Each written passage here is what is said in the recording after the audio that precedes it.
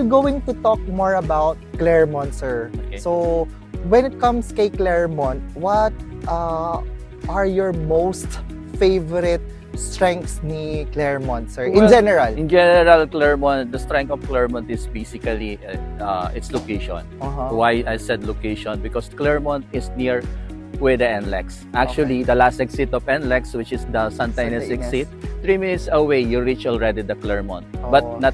There's more. There's more. Actually, 10 to 15 minutes, you have the Clark International Airport. Okay, so location-wise, this is a good location. Yes. So, yun.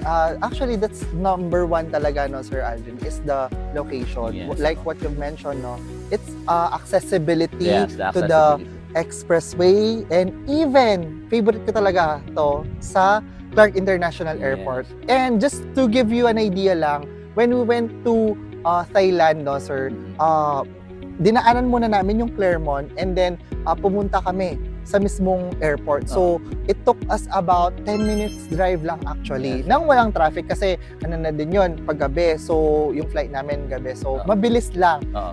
Doon ko mas na-appreciate yung project ng Claremont, no?